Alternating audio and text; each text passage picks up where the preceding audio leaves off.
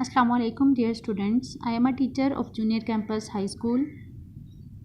Hope so all of you will be fine. Today we will discuss lecture number 1 of unit number 4. Open the page. Human health. आप लोगों ने ये बात तो सुनी है, हेल्थ इज़ वेल्थ, और ये आप लोगों को बात पता है कि अल्लाह ताला की तरफ से तमाम नेमतों में से मिलने वाली चीज़ों में से हेल्थ जो है वो नंबर 1 पे है। हमारी लाइफ के अंदर बहुत ज़्यादा आसानियाँ होती हैं और ये तमाम चीज़ें हमें तभी अच्छी लग रही होती हैं जब एक पर्सन जो है वो हेल्थी होता है। ठीक है, अगर आप लोगों ने देखा होगा कि अगर उसको ज़रा सा भी एक हेडेक ही हो तो उसको अपने इर्द गिर्द जो है वो कोई भी चीज़ अच्छी नहीं लग रही होती।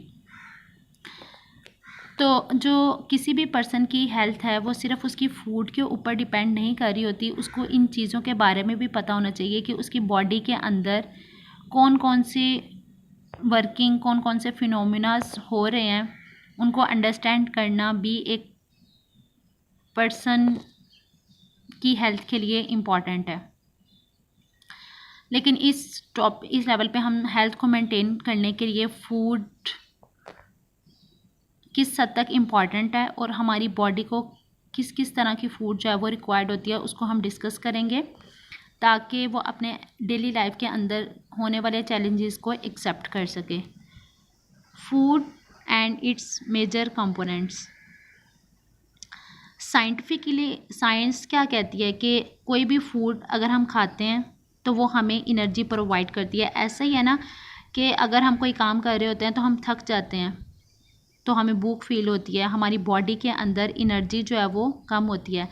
दोबारा खाना खाते हैं, वो फूड हमें एनर्जी प्रोवाइड करती है और हम डेली लाइफ की एक्टिविटीज़ को दोबारा स्टार्ट कर देते हैं।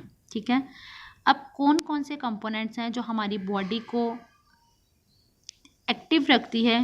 One of is water, carbohydrate, fats and proteins. अगर हम वाटर की बात करें तो वाटर आप लोगों को पता है कि किस हद तक हमारी लाइफ में इम्पॉर्टेंट है। एक पर्सन जो है वो खाना खाए बगैर एक महीने तक तो ज़िंदा रह सकता है, लेकिन पानी के बगैर फ्यू डेज़ तक सिर्फ ज़िंदा रहता है, उसके बाद उस पर्सन की डेथ हो जाती है। ऑलमोस्ट एक जो एडल्ट बॉडी है उसका जो 100% में से 60% जो वेट है वो वाटर पे कंसिस्ट कर रहा होता है। अब अगर हम वाटर की बात करें तो वाटर जो है वो हमारी बॉडी के अंदर किस किस तरह जो है वो वर्किंग कर रहा होता है उसको हम देख लेते हैं। आप लोगों ने इसकी वर्किंग को भी ध्यान से जो है वो लर्न करना है कि वाटर हमारी बॉडी के अंदर क्या परफॉर्म कर रहा है, इसकी इम्पॉर्टेंस क्यों ज़रूरी है। एक तो ये हमारी बॉडी का जो टेम्परेचर है उसको मेंटेन रखता है। अगर वाटर नहीं होगा तो बॉडी का टेम्परेचर ऑल टाइम जो है वो हाई लेवल पर रहेगा। सेकेंड वन, हमारी बॉडी के अंदर डिफरेंट केमिकल रिएक्शंस हो रहे होते हैं, उन केमिकल रिएक्शंस को चलाने के लिए वाटर की ज़रूरत होती है और वाटर हमारी बॉडी में होने वाले केमिकल रिएक्शन को प्रोसीड करवाता है। हमारी बॉडी में डिफरेंट मेटाबॉलिज्म रिएक्शन हो रहे होते हैं जिसमें कैटाबॉलिक और एनाबॉलिक रिएक्शंस आप लोगों ने प्रीवियस चैप्टर के अंदर पढ़ा है। तो कैटाबॉलिज्म और एनाबॉलिज्म को करवाने के लिए भी वाटर की ज़रूरत होती है। ठीक है, और वाटर की जो वर्किंग में है कि हमारी बॉडी में मौजूद न्यूट्रिएंट्स मौजूद हैं वो सेल तक उसको ट्रांसपोर्ट किया जाता है and help in the excretion of the waste of the body. और हमारी बॉडी का जो वेस्ट मटेरियल है उसको वेस्ट जो है वो करने के लिए भी वाटर की ज़रूरत होती है। It act as a lubricant in the joints and other internal body organs, ताकि जॉइंट्स की जो बोन्स है वो एक दूसरे के साथ जो है टच होकर उनकी सरफेस ख़राब ना हो या वो टूट ना जाएं, तो उस केस में वाटर उनके दरमियान जो है वो मौजूद होता है। और जिस तरह कार बॉडी के अंदर ऑयल लुब्रिकेंट्स की ज़रूरत होती है ताकि इन पार्ट्स जो है वो एक दूसरे के साथ टच ना हो सकें, सेम एज़ वाटर की जो वर्किंग है वो ये है कि जॉइंट्स को आपस में स्क्रैच नहीं होने देता और अदर ऑर्गन्स को भी। Next one is carbohydrates. Carbohydrates को शुगर्स कहा जाता है।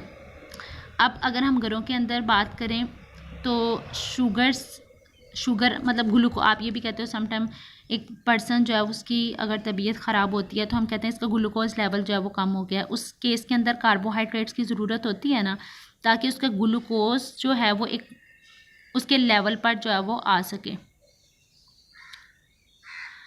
तो हमारी बॉडी के डिफरेंट सेल्स और लिविंग ऑर्गेनिज्म के डिफरेंट सेल्स के अंदर जो है वो कार्बोहाइड्रेट्स हैं वो काफ़ी क्वांटिटी के अंदर मौजूद होते हैं। लकड़ी जो वुड है उसके सेलुलोज, कॉटन, पेपर वगैरह के सेलुलोज के अंदर भी कार्बोहाइड्रेट्स मौजूद होते हैं। स्टार्च ये भी शुगर है, इसको कार्बोहाइड्रेट कहा जाता है, ये प्रेजेंट एनिमल्स के मसल्स में प्रेजेंट है। लैक्टोज ये भी शुगर है of milk, and sucrose of sugar cane, sucrose जो घरों के अंदर शुगर खाई जाती है ना वो भी सुक्रोज होती है। ये सारी के सारी एग्जाम्पल हैं कार्बोहाइड्रेट्स की। कौन कौन सी? स्टार्च, लैक्टोज, सुक्रोज और वो वाला सेलुलोज जो कि पेपर, कॉटन और वुड के अंदर मौजूद है, ये सेलुलोज की एग्जाम्पल्स हैं। अब कार्बोहाइड्रेट्स की बात करें, cellulose, lactose, sucrose and starch, these are example of the carbohydrates. अगर कार्बोहाइड्रेट्स की वर्किंग की बात करें कि ये हमारी बॉडी को किस तरह मेंटेन रखती है, तो ये हमारी बॉडी को स्ट्रक्चर यानी उसकी जो साख्त है, जो कि बॉडी किस तरह होना चाहिए उसको बनाने में हेल्प आउट करता है।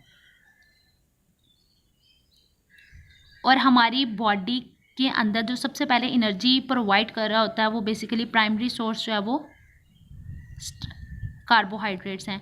अब हमें कार्बोहाइड्रेट डेली लाइफ के अंदर कहाँ से मिल रही होती है? जो हम गंदम, चावल, दालें, शुगर कैन, पोटैटो वगैरह खाते हैं, ये कार्बोहाइड्रेट के सोर्सेज हैं। Next one is fat. Fats जो हैं ये चर्बी को कहा जाता है। अब फैट्स जो हैं वो दो तरह के होते हैं, एक फैट्स होते हैं जो कि सॉलिड होते हैं और एक फैट्स होते हैं जो कि लिक्विड होते हैं।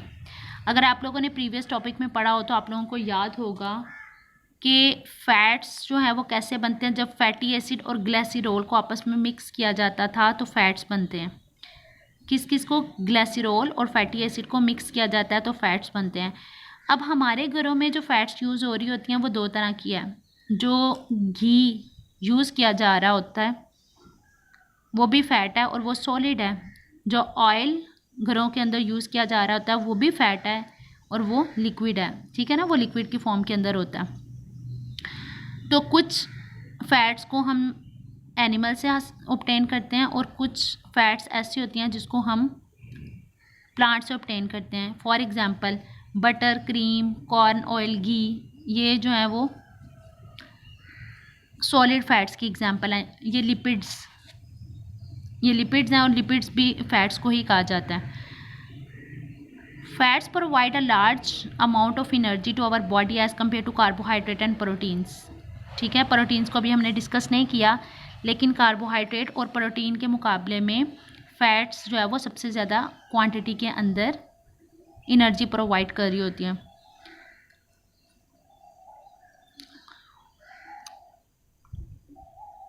They provide the body with fat soluble vitamins, ये इसकी वर्किंग है, ठीक है, कि वो उसका मतलब फैट हमारी बॉडी को किस तरह जो है वो बैलेंस रखने में हेल्प आउट कर रही है।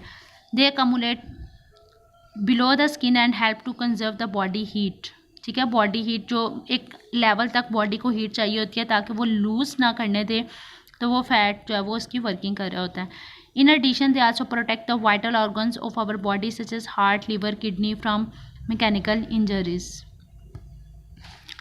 Next one is protein. अगर आप लोगों को याद हो तो हमने डीएनए का एक स्ट्रक्चर पढ़ा था। उस डीएनए के स्ट्रक्चर के अंदर हम लोगों ने कहा था कि जो पूरा का पूरा डीएनए स्ट्रक्चर है ना वो प्रोटीन से मिलके बना है। प्रोटीन से नहीं, आप ये कह सकते हो वो अमाइनो एसिड से मिलके बना हुआ था। अब जब एक अमाइनो एसिड को दूसरे अमाइनो एसिड के साथ मिला दिया जाता है और मिलाने के बाद लंबी लंबी चेन्स बन जाती हैं तो उनको कहते हैं प्रोटीन्स। जैसे वहाँ पे मैंने आप लोगों को एग्जांपल बताई थी कि अगर एक घर जो है वो बिल्ड किया जाए तो एक ईंट को दूसरी ईंट के साथ मिलाकर पूरी एक दीवार बनती है ना, सेम एज एक अमाइनो एसिड को जब दूसरे अमाइनो एसिड के साथ मिलाया जाएगा तो प्रोटीन जो है वो बनेगा। अब हमारी बॉडी के अंदर प्रोटीन बहुत हद तक मौजूद है। हमारी बॉडी का बहुत ज़्यादा पार्ट जो है वो प्रोटीन से मिलके बना हुआ है। हमारे नेल्स, हमारे बाल, स्किन, उन सब चीज़ों के अंदर जो है वो प्रोटीन मौजूद है। Muscles, tissues, blood made up of protein, सारी की सारी चीज़ें जो है वो प्रोटीन से मिलके बनी है। अगर हम डेली लाइफ के अंदर प्रोटीन की बात करें तो हमें प्रोटीन कहाँ कहाँ से ऑब्टेन होती है। फॉर एग्ज़ाम्पल, हम एग खाते हैं तो हमें प्रोटीन मिलता है, जैसे they can be obtain from both plants and animals. Meat, fishes are animal source of protein. Wheat, beans, pulses etc are the plant sources. अब प्रोटीन्स की अगर वर्किंग की बात की जाए तो प्रोटीन जो है वो किस तरह हमारी बॉडी को हेल्प आउट कर रहा है अपने आप को मेंटेन रखने में। तो ये इसकी वर्किंग है कि प्रोटीन जो है act as a enzymes to catalyse various chemical reaction of the body. हम लोगों ने एंजाइम्स के बारे में डिस्कस किया था और उसके अंदर हमने पढ़ा था कि एंजाइम्स जो हैं, ये आप लोगों ने कैटलिस्ट पढ़ा था। तो कैटलिस्ट और एंजाइम्स जो है वो सेम होते हैं। एंजाइम्स जो होते हैं ये लिविंग ऑर्गेनिजम्स होते हैं, जैसे बैक्टीरिया, ये एंजाइम के तौर पे वर्क कर रहा था। क्योंकि वो लिविंग ऑर्गेनिज्म था, उसको कैटलिस्ट नहीं कहा जाएगा बल्कि उसको एंजाइम्स कहा जाएगा। तो वो जो एंजाइम्स होते हैं उनकी जो बॉडी होती है ना, वो भी प्रोटीन से मिलके बनी होती है। अब हमारी बॉडी में डिफरेंट केमिकल रिएक्शंस जो हो रहे होते हैं वो बैक्टीरिया की मौजूदगी में हो रहे होते हैं। इसका मतलब अगर प्रोटीन से वो मिलके बना हुआ है तो हमारी बॉडी में होने वाले केमिकल रिएक्शंस के लिए वो इम्पॉर्टेंट है। और हमारी बॉडी की डिफरेंट साइकोलॉजिकल जो एक्टिविटीज़ हैं उनके कोऑर्डिनेशन के लिए भी प्रोटीन की ज़रूरत होती है। और उस केस के अंदर जो प्रोटीन्स हैं वो हार्मोन्स के तौर पर जो है वो वर्क कर रहे होते हैं। Next, they defend the bodies against various disease by producing antibodies. अब प्रोटीन की एक और वर्किंग है कि वो एंटीबॉडीज़ को प्रोड्यूस करते हैं। और एंटीबॉडीज़ का क्या काम होता है कि अगर हमारी बॉडी के अंदर कोई डिजीज़, कोई भी वायरस वगैरह जो है वो एक्ट करता है, मतलब वो हमला अगर करे, अटैक करे, तो उस केस में बॉडी को डिफेंड तो करना है। वो डिफेंड कैसे करता है? एंटीबॉडीज़ करती हैं। एंटीबॉडीज़ कैसे प्रोड्यूस होती हैं? वो प्रोटीन्स की वजह से प्रोड्यूस होती हैं। And so induce can immune response. Immune response कहते हैं कि किसी भी पर्सन को अगर कोई भी बीमारी हो जाती है तो उसके अगेंस्ट वर्क करने के लिए, उसको कंपनसेट करने के लिए जो है वो एंटीबॉडीज़ होती हैं। और एंटीबॉडीज़ का काम क्या होता है? इम्यून सिस्टम को बूस्ट अप करता है। They also help in transporting various material from one part of the body to other, easy haemoglobin.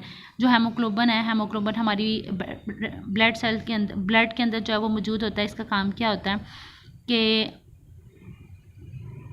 Blood को एक जगह से दूसरी जगह मूव करवाना। तो उसके अंदर भी वो भी प्रोटीन पे कंसिस्ट कर रहा होता है। तो आप लोगों ने इस टॉपिक को अच्छे से लर्न करना है। Hope so you will understand it very well. Stay home, stay safe, take care. अल्लाह हाफिज़।